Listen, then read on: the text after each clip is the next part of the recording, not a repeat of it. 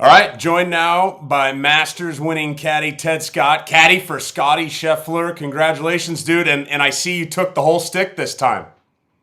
Yeah, man. I said I need something to go in my little putting cup I have here in my building. So I said this will fit just nice in there. Dude, what have the last few days been like? Man, I left at 10:30 at night, driving in my rental car to head back towards home, a 10-hour drive, and I think I had 415 messages when I left.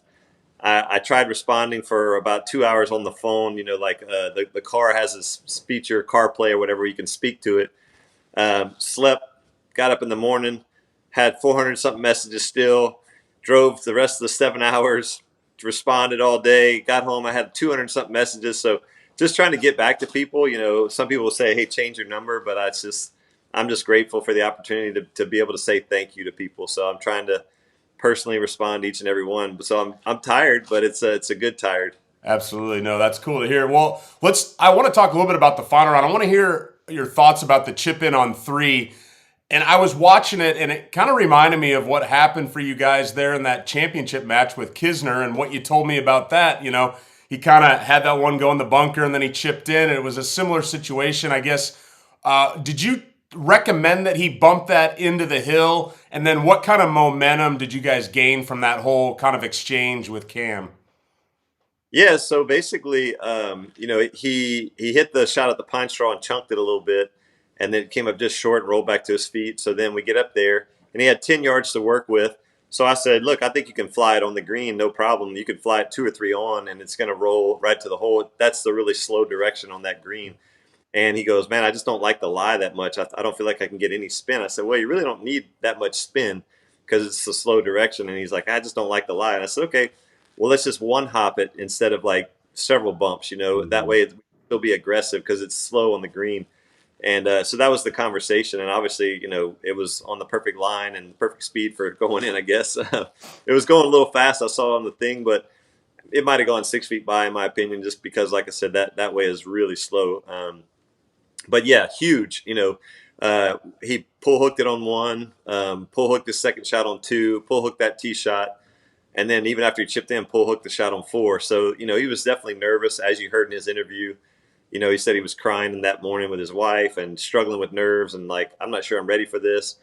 To be expected, man. The guy's a newly crowned world number one with a Friday lead, having to sleep on it, Saturday lead, having to sleep on it, and the greatest golf tournament in the world, in my opinion. So a lot of stuff going on. So that was massive to just feel like, okay, even though he wasn't over par, but you feel like you're over par when watching Cam just tear it up. You're going, Right. man, this dude. So Did you sense that on the range at all in the morning? And did you say anything? Did you do anything differently? no, you know what? He had an unbelievable range session. I mean, it was the best he hit it all week. Randy was just kind of laughing. He was like, okay, I'll just sit over here and watch, and chew gum basically. He was hitting it so well. I mean, it was like, what shot you want to see? Watch this. So the focus was there. He was dialed in, and Scotty's got a great poker face. So and I just kept telling my dad jokes. My kids call them bad jokes, but I call them dad jokes. And just trying to keep it light and recognize that, man, look, you're either going to do it or you're not. And when we get so stressed out over something like that, it doesn't help. So it's like, just go out and do the best you can. And if it's your day, and obviously it was, the chip in was kind of the first sign of, man, this could be our day. Because you're out of play, and all of a sudden you walk away with a birdie, and then those are little things that happen where you're like, man, this really could be our moment. Yeah.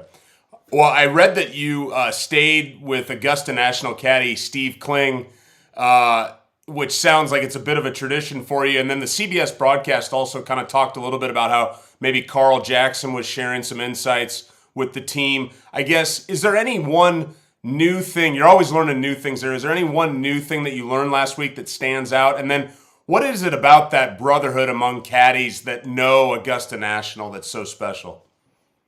Yeah, the first thing is, Steve is amazing. I mean, the guy is a sports, fan, fanatic, and he's a great caddy. Every time Dustin goes there, Dustin Johnson, he gets Steve to caddy for him. Personally request him. Bubba gets him to request him whenever, for a local caddy. So he's got a tremendous amount of knowledge, and to be able to stay with him, and he's lighthearted. We cut up, we have fun at night. His wife Diana is amazing. I mean, she's just like a great hostess. great servant, fun. So it's just like, man, it's like such a great way to go decompress. We watch the golf and they're not like, well, tell me about this hole, tell me about that hole. We just laugh and have a good time. So first of all, it's just a great environment to go and be in. And then to be able to pick his brain, like, hey, tomorrow this is how well he knows the course. He's like, yeah, tomorrow on one, it'll be 16 on and 5 right. And then on probably that 27 pin on this hole, you're like, the dude knows how many it's going to be on. I mean, that you think he knows the course? Yeah, he does. Yeah. So I'm asking him little things, that I'm going to try to use, for whenever we get out there and gain some of that knowledge, man. Why not pick the brains of those who are doing it every day? And the brotherhood is incredible because they share that stuff so freely and so willingly.